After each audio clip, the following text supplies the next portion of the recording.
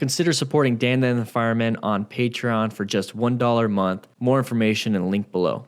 What is up, everybody? DanDanTheFireman here. I want to talk to you about 5 things you need to know about cruiser motorcycles. And now I want to talk to you about cruiser motorcycles. And I'm on a cruiser motorcycle. I'm on my cruiser motorcycle. I have my DDFM Patron and You'll Never Ride Alone magnets right here. Pretty cool. I like it. Anyways, if you like this kind of stuff, please click the subscribe button. It really helps out the channel. And if you want these stickers, I do have a link to the shop in the description. You can only get this one if you're a patron, though. It's the patron sticker. So anyways, cruisers, they are heavy and low to the ground. But that's not a bad thing. If they were heavy and high off the ground, that would be a bad thing. But heavy and low to the ground, that means they are pretty damn stable and they have a low center of gravity. My bike right here has a 3-inch clearance. Kind of sucks. Especially, they're not great off-road. That's why it sucks. But on-road, it's perfectly fine. Speed bumps, they suck too. I mean, you kind of have to find that little section where it dips down, where you know where water flow goes, and just go through that or go around it. That's your best bet with that. The Roadster, the 20, I don't know, it's the Sportster Roadster has a 5-inch clearance, so that's actually really nice. But anyways, yeah, this is a really short. Hey, how you doing, man? He's looking at me. That's cool. Really short clearance and everything. So, like I said, off-road is not good. I used to go off-road on this bike, and I banged the shit out of this bike. But it can be done. It can be done. Another thing is they do is they usually go for the older looking tech, like the older look, like tech-wise. So it's very minimal in new tech. Air-cooled versus water-cooled. You might find some cruisers that are water-cooled. You're probably going to find most cruisers that are air-cooled. The Harley 883 and 1200 is air-cooled. You might find oil cooling systems in them, but for the most part, the engine is air-cooled. And that's not a bad deal. That can be a good deal. Less maintenance, a little bit easier. Water-cooled, though, you're going to get a little more power out of it. And the minimal in the new tech, my Sportster, and I keep getting corrected on a lot of stuff because I mentioned Harleys. Okay, my 2012 Harley Sportster, Harley Nightster, doesn't have cruise control. It doesn't have a fuel gauge range indicator.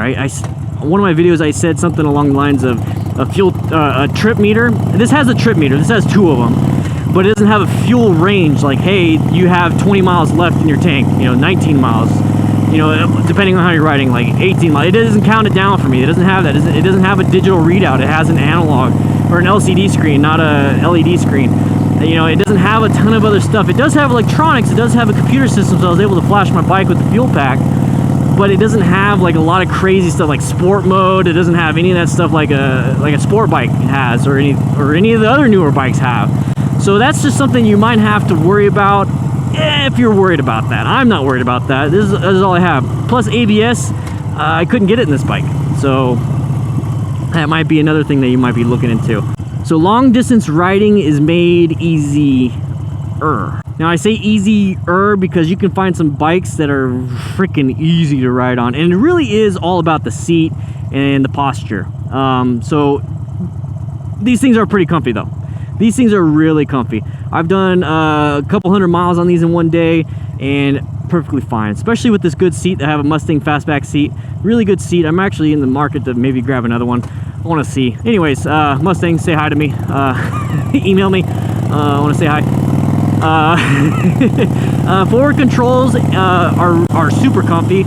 And then cruise control definitely make long distance riding easier because with this, I don't have cruise control. So if I go on long distance rides, if the vibration gets to my hand, I can't let go of this unless I want to slow down. I can let go of this side all I want, but with cruise control, you can kind of switch back and forth if you have to. If one hand gets a little too numb from the vibrations or if one hand gets tired, you can switch back and forth. So it makes it so much easier. And I understand other bikes have cruise control, but I'm talking more so with the cruiser market to where you have that forward control, you have that more upright seating, you have that relaxed feel, and then you have cruise control. So it's just, cruisers are meant to cruise, you know what I mean? Also, another thing about cruisers is that you can add luggage really easily. Now I put my Burley brand saddlebags on here and it was easy. It was pretty easy. I don't know how easy it is to put it on a sport bike, but I know dual sports, they're pretty much made to have extra stuff on them. But cruisers, you can change the look and you can add luggage easier by doing that. Sometimes they even come standard. Baggers, they come standard, obviously, because they're called baggers. And they're easy to install. I'm gonna get over here. I don't feel like going over this bridge. Easy to install for the most part. I did an install video on mine. It wasn't super duper easy, but I was able to make it happen, and it looks good. And there's so many choices, especially when it comes to Harley. I mean, that's like the aftermarket heaven right there when it comes to choices with luggage and stuff like that. And when I kind of talk about aftermarket stuff, when I talk about cruisers, that is one of the more popular bikes out there. So customization is going to be easy. You can stick with the regular cruiser, the cruiser bike that you got from the shop. You can stick with that. You can literally just stay with that and you're cool. But you can turn it into a Cafe Sportster. Like I'm talking about my bike. Cafe Sportster, a Scrambler. You can turn it into a chopper. You can return it back to a regular bike. You can return it back to the Cafe. You can go back and forth, back and forth, back and forth, back and forth. And it's so awesome that you can do that. You can really customize the bike to fit you. You can get forward controls, rear controls, mid controls. And it's easy to install because you have so many aftermarket parts. You have so many aftermarket choices. And then on top of that, ooh, I switched into neutral. On top of that, you can, I lost train of thought. I got sweat in my eyes. All right, so there's no on top of that. I forgot. But it's great. The customization is amazing that you can do so much to this bike. And I've done so much to this bike. My bike looks completely different. It looks completely different than when I bought it. And that's just because of the customization you could do to it. And it's easy. I'm able to do it on my own. I didn't have to pay for anybody to do it. But with that said, I hope you guys enjoyed this video. It's 5 things about cruiser motorcycles. And I hope you guys ride safe, be safe. And I'm going to head back in because I am sweating like a pig. This is disgusting. I am so freaking... This is gross. Oh, it's muggy today. All right. I'll see you guys later, all right? All right, bye.